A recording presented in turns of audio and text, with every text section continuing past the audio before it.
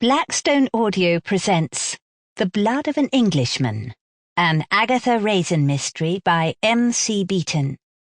This book is read by Alison Larkin. This book is for Tony Lee, Hot Dog, with affection. Chapter 1. Fee, fi, fo, fum, I smell the blood of an Englishman. As the giant ogre in the Winter Parva pantomime strutted across the stage, uttering the old familiar words, Agatha Raisin stifled a yawn. She loathed amateur dramatics, but had been persuaded to support the pantomime by her friend Mrs. Bloxby, the vicar's wife. The two women were in odd contrast. Agatha, with her smart clothes and glossy brown hair, Mrs. Bloxby in faded tweeds and wispy brown hair streaked with grey, surrounding her gentle face.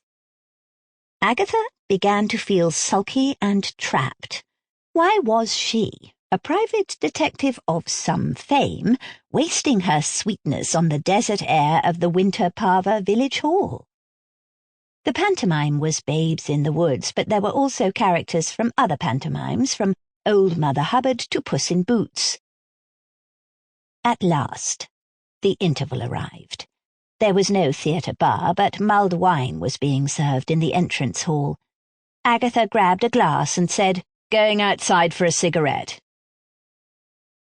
Fog lay heavily on the car park, and water dripped mournfully from the trees surrounding it.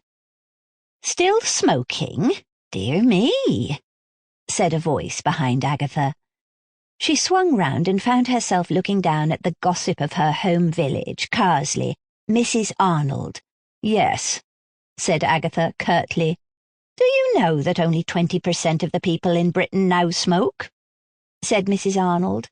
"I never believe in statistics," said Agatha. "Have they asked everyone?" She surveyed Mrs. Arnold's small, round figure. "Anyway, what about overeating? What about a ban on fat people?" A tall man loomed up out of the mist. "What do you think of the show?"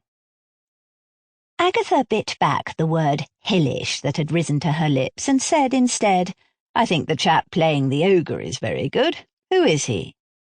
"That's our local baker, but simple. I haven't introduced myself. I recognize you. I'm Gareth Craven, producer of the show. That's the end of the interval. I'd better get backstage." Sample complete. Ready to continue?